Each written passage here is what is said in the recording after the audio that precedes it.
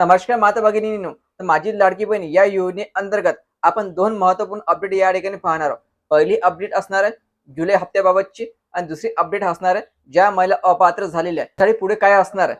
तर व्हिडिओ खूप महत्त्वाचा असणार आहे. व्हिडिओ शेवटपर्यंत पाहायचा आणि चॅनलवर नवीन असेल चॅनलला सबस्क्राईब करायला विसरू नका. तर माझी लाडकी बहीण या योजनेचे जून हप्त्याचं जे वाटप आहे हा पूर्ण झालेला आहे. ज्या महिला पात्र होत्या त्यांना या ठिकाणी पैसे खात्यामध्ये पोहोचलेले पण आहेत.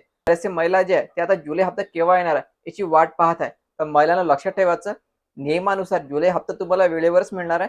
म्हणजे 10 ऑगस्ट पर्यंत जी-आर जारी केला जाईल आणि 13 ते 16 ऑगस्ट दरम्यान या ठिकाणी वितरण केल्या जाईल. तर यामध्ये एक महत्त्वाचं असं की पुढच्या महिन्यामध्ये रक्षाबंधन आहे. लक्षात ठेवायचं 30 ऑगस्टला रक्षाबंधन असल्यामुळे तुम्हाला जुलै आणि ऑगस्टचा जो हप्ता आहे हा एकत्रित पण दिला जाऊ शकतो. नक्की नाहीये, पण या ठिकाणी दिला जाऊ शकतो. रक्षाबंधन गिफ्ट जे आहे हे बहिणींना या ठिकाणी मिळण्याची शक्यता आहे.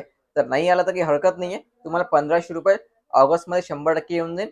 जी तारीख सांगितलेली आहे 13 ते 16 ऑगस्ट या दरम्यानच येऊन जाईल. रक्षाबंधनचा विचार या ठिकाणी केला तर तुम्हाला ₹3000 पण मिळू शकतात ज्या महिला पात्र आहे त्यांनाच फक्त. तर महिलांनो आता ज्या महिला अपात्र झालेल्या जवळपास 92 लाख महिला अपात्र झालेल्या या महिलांसाठी आता फेरपडताळणी सुरू झालेली आहे.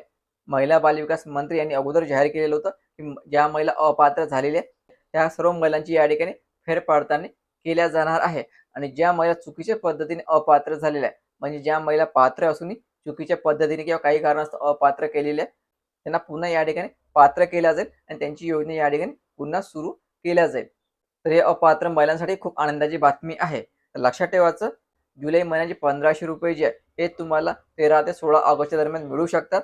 तर त्या तारखेत नाही आले तर तुम्हाला रक्षाबंधनच्या दिवशी ₹3000 पाठवण्याची शक्यता जास्तीत जास्त असणार आहे. आणि ज्या महिला अपात्र झालेल्या त्यांची फेरपडताळणी या ठिकाणी सुरू आहे. तर पडताळणीनंतर ज्या महिला पात्र होईल त्यांना पुन्हा योजना या ठिकाणी सुरू केल्या जाणार आहे. व्हिडिओ खूप महत्त्वाचा आहे. जास्तीत जास्त महिलांपर्यंत हा व्हिडिओ शेअर करा आणि पुढील अपडेटसाठी चॅनलला आता सबस्क्राईब करा. धन्यवाद.